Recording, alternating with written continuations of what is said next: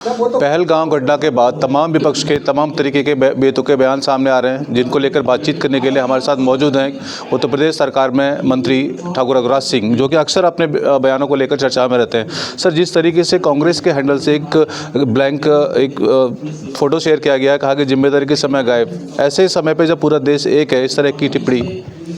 देखिए, उनके आका राहुल गांधी वो घोड़े वाले के यहाँ तो गए, बाकी 28 हिंदू के नहीं गए, क्योंकि हिंदू विरोधी मानसिकता उनकी नज़र आती है। ये पूरा कांग्रेसी परिवार जो है मुस्लिम परिवार है, ये पथभ्रष्ट हो चुके हैं। और पथभ्रष्ट इसलिए हुए हैं क्योंकि इन्होंने गौ माता का मांस खाया है। ये मैं प्रमाण के साथ कहता हूँ कि सोनिया के घर में गौ माता का मांस खाया जाता है। इसलिए पथभ्रष्ट जब हो जाता है, ये हिंदुस्तान स्वर्गलोक है, अफ्रीका नरकलोक है, पाताललोक अमेरिका है। ये प्रमाण के साथ कहता हूँ, मैं कभी कोई वैसे नहीं कहता हूँ। मैं अभी अमेरिका गया था 15 दिन के लिए, मैंने वहाँ भी ये कहा था। तो इसलिए जो पथभ्रष्ट हो जाता है, 2038 तक तीसरा विश्व युद्ध होगा और ये पथभ्रष्ट सारे मारे जाएंगे, केवल सनातन हिंदुत्व बचेगा। ये मैं गारंटी से दावा करता हूँ कि मैंने पूर्वजों को पढ़ा है। ये अपने बाप को बाप कहने वाले नहीं है, ये लोग क्या है, आक्रांताओं को बाप। यानी आपने देखा औरंगजेब का रोड, बाबर का रोड, हुमायूं का रोड, ये कांग्रेस के नेहरू परिवार ने ये सब किया है। हिंदुस्तान को गर्त में ले जाने की इन्होंने तय किया था। लेकिन आदरणीय मोदी जी सौभाग्य से, भगवान की कृपा से देश के प्रधानमंत्री बने हैं। इस कारण आज देश, क्योंकि बराक ओबामा जो राष्ट्रपति थे अमेरिका के, उन्होंने अपनी किताब में लिखा है, यदि 5 साल और सरकार कांग्रेस की रह गई होती तो ये देश अरबिस्तान बना दिया जाता और ये मुस्लिम कंट्री बना दिया। उन्होंने खुद लिखा है इस बात को। तो भूतेन भविष्यते, आदरणीय प्रधानमंत्री के नेतृत्व में देश ने आज जो किया है, पूरे विश्व में लीडरशिप स्थापित की है, जो तरक्की की है, 60 साल में कांग्रेस के शासन में तरक्की नहीं कर पाए। ये आदरणीय मोदी जी को देख के जलते हैं कि छोटे परिवार का आदमी प्रधानमंत्री हो गया है, क्योंकि इनके पास अब ईडी का नोटिस जा रहा है, इनके पास एनआईए का नोटिस जा रहा है, इनके पास ये सारे नोटिस जा रहे हैं, क्योंकि ये तो राजा साहब थे ना।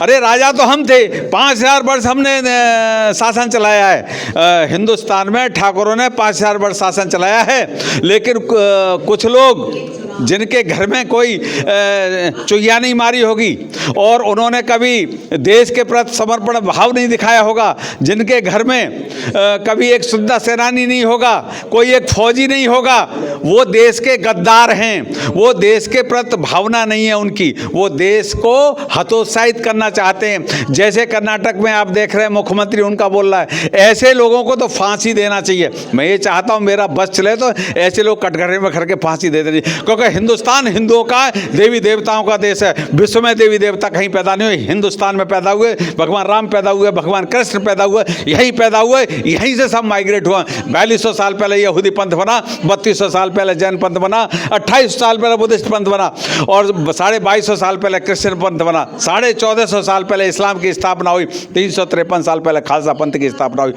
हम थे, हम में से ये गद्दार माइग्रेट हुए हैं। जो गद्दार हैं ये दैत्यों के वंशज हैं। मैं तो कई बार कह चुका हूँ इस बात को, दैत्यों के वंशज हैं। दैत्यों के वंशजों को मारकाट ही सूझती है। अभी एक मौलवी ने कहा है, पूरा विश्व मुस्लिम हो जाए तो भी मारकाट बंद नहीं होगी। क्यों?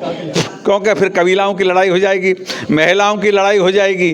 तो इसलिए बंधुओं, हिंदुस्तान है तो रिजर्वेशन है, हिंदुस्तान है तो विश्व है, ये मैं गारंटी देता हूँ। अखिलेश यादव कहते हैं कि पीडीए की बात करते हैं, लेकिन बंगाल में जिस तरीके से दलितों पर अत्याचार हुआ, वहाँ से लोगों को माइग्रेट होना पड़ा, लेकिन वहाँ के मामले में अखिलेश यादव कोई बात नहीं करते। यूपी के बारे में जरूर बात करते हैं। देखिए, अखिलेश कभी बात नहीं कर पाएगा।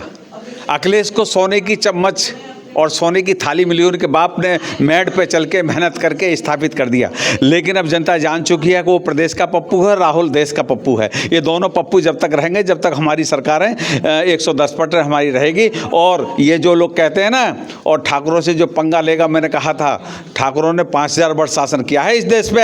ये लोकशाही में वो लोग गीदड़ लोग जो कभी कुछ नहीं थे, वो गीदड़ अपने आप को कहते हैं कि हम नेता हो गए। गीदड़ से नेता नहीं होते। अगर दलित की बात करोगे तो मायावती बहन से कोई बड़ा, आदरणीय मायावती बहन से कोई बड़ा दलित नेता नहीं हुआ। जब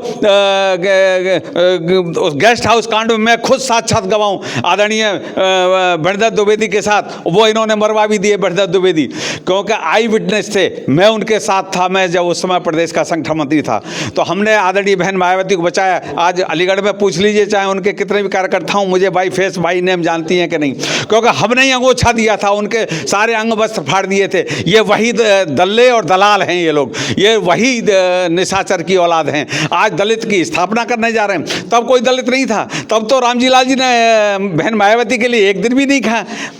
आदरणीय बहन मायावती दलितों की नेता हैं, ये मैं कहना चाहता हूँ आपको। देखिए, ये थे हमारे साथ में उत्तर प्रदेश सरकार में राज्य मंत्री रघुराज सिंह। उन्होंने बाकायदा बोला कि एक अखिलेश यादव को बताया प्रदेश का पप्पू, वहीं राहुल गांधी को बताया देश का पप्पू, और उन्होंने साफ तौर पर कहा कि जब तक ये दोनों पप्पू मौजूद है तब तक भारतीय जनता पार्टी की सरकार जो है बनती रहेगी। मैं प्रदीप पुंडी, इंडिया न्यूज़, अलीगढ़।